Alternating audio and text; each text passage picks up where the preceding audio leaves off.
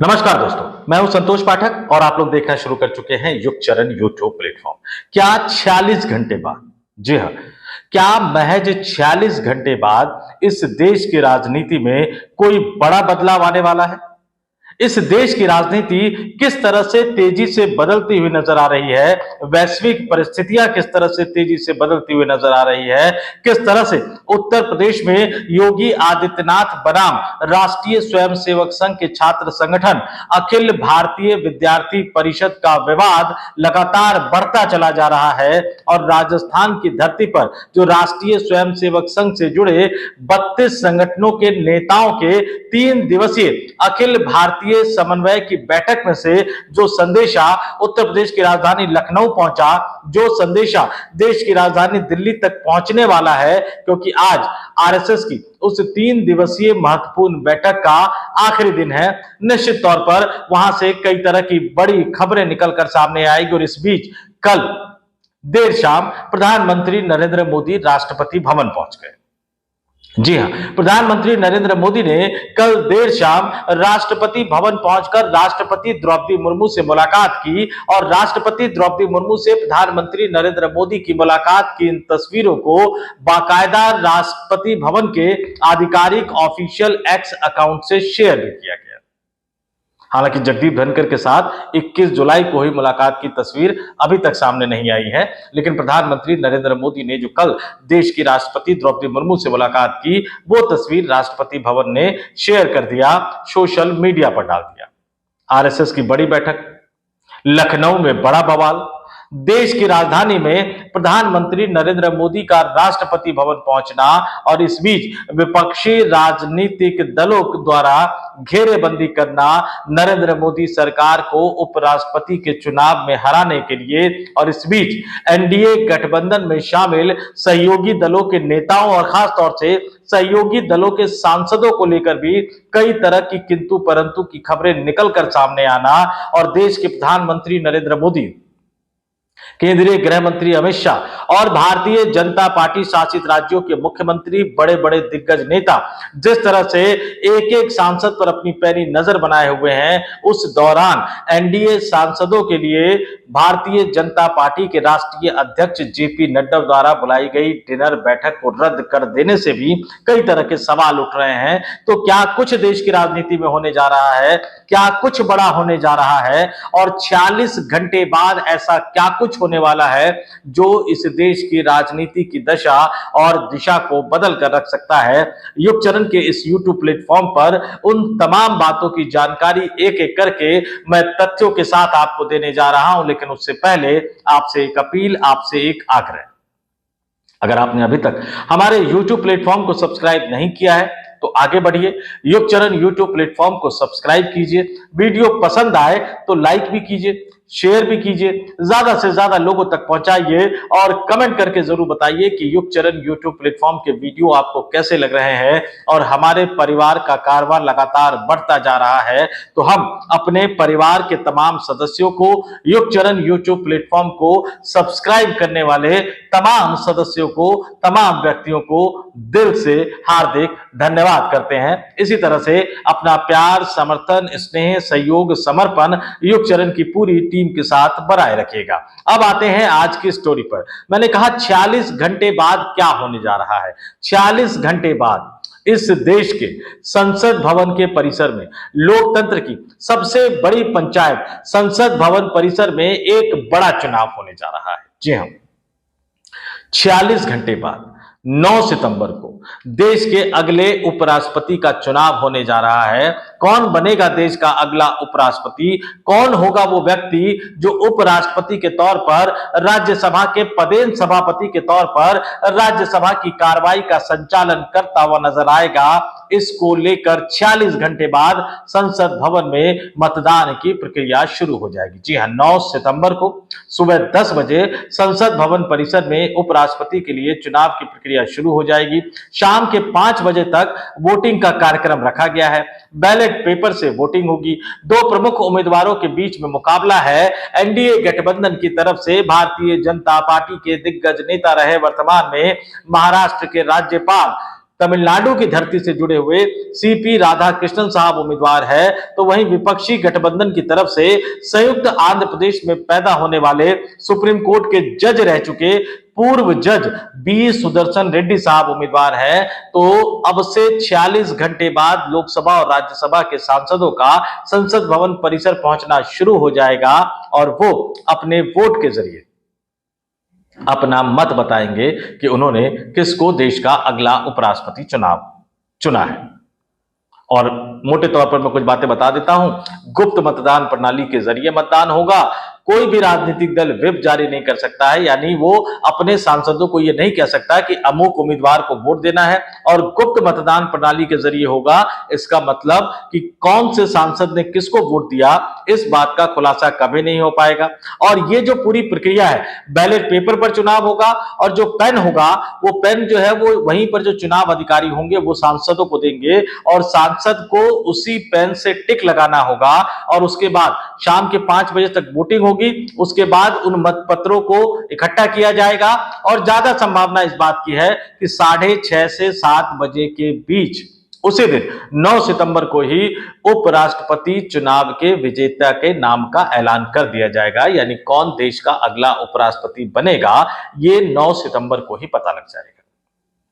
और 46 घंटे बाद जिस प्रक्रिया की शुरुआत होनी है, देश में जो बड़ा चुनाव होना है, उपराष्ट्रपति संवैधानिक दृष्टि से दूसरे नंबर के सर्वोच्च पद पर आते हैं। सर्वोच्च पद के मामले में राष्ट्रपति पहले नंबर पर है, उपराष्ट्रपति दूसरे नंबर पर है, और राज्यसभा उच्च सदन जहां बहुमत को लेकर, सरकार के बहुमत को लेकर आमतौर पर हेरफेर होता रहता है, आंकड़ा ऊपर नीचे होता रहता है, और वहां पर सरकार को बहुत ही सावधानी से काम करना पड़ता है। तो राज्यसभा के सभापति जो जीतेंगे, क्योंकि जो उपराष्ट्रपति होते हैं वो राज्यसभा के पदेन सभापति होते हैं, वो सरकार के लिए काफी ज्यादा मायने रखता है। और विपक्षी गठबंधन ने जिस तरह से कोशिश की, जिस तरह से उन्होंने संयुक्त आंध्र प्रदेश में जन्मे व्यक्ति को अपना उम्मीदवार बना दिया, ऐसा करके उन्होंने आंध्र प्रदेश की राजनीति करने वाले आंध्र प्रदेश के मुख्यमंत्री, तेलुगु देशम पार्टी के नेता जो कि एनडीए गठबंधन में शामिल है, उन चंद्रबाबू नायडू साहब के लिए समस्या पैदा कर दी। एनडीए गठबंधन में शामिल एक और नेता, जनसेना पार्टी के मुखिया और चंद्रबाबू नायडू की सरकार में उप मुख्यमंत्री पवन कल्याण के सामने भी समस्या पैदा कर दी। इसने आंध्र प्रदेश के पूर्व मुख्यमंत्री वाईएसआर कांग्रेस पार्टी के मुखिया जगन मोहन रेड्डी के सामने भी समस्या पैदा कर दी। और ये तीनों ही एनडीए गठबंधन के उम्मीदवार को समर्थन देने का ऐलान कर चुके हैं। लेकिन बड़ा सवाल है कि क्या इनके सांसद भी वाकई ऐसा करने की हिम्मत जुटा पाएंगे, जबकि उनके पास गुप्त मतदान का विकल्प है। समस्या तेलंगाना में बीआरएस के सामने भी है, तेलंगाना के पूर्व मुख्यमंत्री के चंद्रशेखर राव के सामने भी है। और जिस तरह से प्रधानमंत्री नरेंद्र मोदी ने नवीन पटनायक को फोन करके समर्थन जुटाने की कोशिश की, जिस तरह से राजनाथ सिंह ने शरद पवार, उद्धव ठाकरे, इन तमाम नेताओं को फोन करके समर्थन जुटाने की कोशिश की, और जिस तरह से भारतीय जनता पार्टी एक एक सांसदों पर पैनी नजर बनाए हुए हैं, क्योंकि केंद्र के स्तर पर आपने राजनाथ सिंह को, किरण रिजिजू को जिम्मा सौंपा, प्रधानमंत्री नरेंद्र मोदी खुद फोन मिला रहे हैं, और राज्यों के स्तर पर अलग अलग राज्यों के मुख्यमंत्रियों को जिम्मेदारी सौंप रखी है। उत्तर प्रदेश में योगी आदित्यनाथ को, महाराष्ट्र में देवेंद्र फडणवीस को, फडणवीस साहब ने शरद पवार, उद्धव ठाकरे को फोन किया था। असम और पूरे नॉर्थ ईस्ट में हेमंता बिस्व शर्मा को, राजस्थान में मुख्यमंत्री भजनलाल शर्मा को, मध्य प्रदेश में मुख्यमंत्री मोहन यादव को, छत्तीसगढ़ के मुख्यमंत्री, जहां जहां भारतीय जनता पार्टी की सरकार है वहां वहां अपने मुख्यमंत्रियों और उप मुख्यमंत्रियों को भारतीय जनता पार्टी ने एक एक सांसद पर पैनी निगाहें बनाने के लिए लगा रखा है। एनडीए के पास बहुमत है, एनडीए के पास स्पष्ट बहुमत है। लोकसभा में 543 सदस्य हैं, एक सीट खाली है, 542 सांसद है। राज्यसभा में 245 सांसद होते हैं, 6 सीटें खाली है, 239 सांसद है। 781 का आंकड़ा पहुंच जाता है, और आधे से अधिक यानी 391 वोट जो उम्मीदवार हासिल कर लेगा वो उपराष्ट्रपति का चुनाव जीत लेगा, अगर सभी के सभी सांसद वोट करेंगे तो। एनडीए गठबंधन का आंकड़ा बता देता हूं। लोकसभा में एनडीए गठबंधन के पास 293 सांसद है, राज्यसभा में एनडीए गठबंधन के पास 132 सांसद है, 2 अन्य सांसदों का भी सहयोग समर्थन है, यानी कुल मिलाकर 427 सांसद हो जाते हैं। और चुनाव जीतने के लिए 391 सांसदों की जरूरत है, यानी लगभग 36 सांसदों का बहुमत एनडीए के पास है, भारतीय जनता पार्टी के पास है। लेकिन इसके बावजूद भी भारतीय जनता पार्टी कोई जोखिम नहीं लेना चाहती, भारतीय जनता पार्टी कोई रिस्क नहीं लेना चाहती। इसलिए वाईएसआर कांग्रेस पार्टी से समर्थन मांगा गया। वाईएसआर कांग्रेस पार्टी के लोकसभा में 4, राज्यसभा में 7, यानी कुल मिलाकर 11 सांसद है, वो ऐलान कर चुके हैं। लेकिन उनके सांसदों के सामने दुविधा है कि वो आंध्र प्रदेश से आने वाले विपक्षी उम्मीदवार रेड्डी साहब को वोट करे या तमिलनाडु की धरती से आने वाले एनडीए गठबंधन के उम्मीदवार सुदर्शन साहब को वोट करे। आम आदमी पार्टी को भी तय करना है, क्योंकि आम आदमी पार्टी के पास जो है वो लोकसभा में 3 और राज्यसभा में 9 सांसद है। इसके अलावा कई अन्य राजनीतिक दल है, शिरोमणि अकाली दल को भी तय करना है, चंद्रशेखर साहब को भी तय करना है, ओवैसी साहब को भी तय करना है, और बीजू जनता दल जिनके पास राज्यसभा में 7 सांसद है, बीआरएस जिनके पास राज्यसभा में 4 सांसद है, मायावती जिनके पास राज्यसभा में 1 सांसद है। इन तमाम राजनीतिक दलों को भी अपने वोटों को तय करना है। और विपक्ष ने जिस तरह से घेरेबंदी कर दी है, भारतीय जनता पार्टी की कोशिश दो तरफा है। एक तरफ एनडीए गठबंधन को एकजुट रखना है, और दूसरी तरफ जो दल ना एनडीए में है ना इंडिया में है, उनको साधने की कोशिश करना है। और इसके साथ साथ विपक्षी राजनीतिक दलों में क्रॉस वोटिंग की संभावनाओं को भी तलाशना है। और बड़े स्तर पर प्लानिंग करने के लिए जेपी नड्डा ने कल एनडीए सांसदों की डिनर बैठक बुलाई थी, लेकिन उनको स्थगित कर दिया गया। तर्क ये दिया गया कि पंजाब सहित उत्तर भारत के कई राज्यों में बाढ़ की स्थिति है और सांसद सेवा कार्य में लगे हुए हैं। लेकिन चुनाव से एक दिन पहले 8 सितंबर को प्रधानमंत्री नरेंद्र मोदी ने भी एनडीए सांसदों को डिनर की बैठक पर बुलाया है। देखते हैं उस बैठक को लेकर क्या होता है। बैठक होती है या स्थगित होती है, वो तो कल पता लगेगा। लेकिन आज जो सबसे महत्वपूर्ण घटनाक्रम, राष्ट्रीय स्वयंसेवक संघ की 3 दिवसीय जोधपुर वाली बैठक का नतीजा क्या निकलेगा। दूसरा महत्वपूर्ण घटनाक्रम कि अब से 46 घंटे बाद उपराष्ट्रपति चुनाव के लिए जो वोटिंग होने वाली है, वो किस तरह से देश की राजनीति की दशा और दिशा को बदलता हुआ नजर आएगा। तीसरा घटनाक्रम कि योगी आदित्यनाथ और अखिल भारतीय विद्यार्थी परिषद के बीच में जो लड़ाई चल रही है, जो रस्साकसी चल रही है, वो आगे कौन सा रूप लेता हुआ नजर आएगा। और उपराष्ट्रपति के चुनाव के नतीजों से काफी कुछ निकलकर सामने आएगा।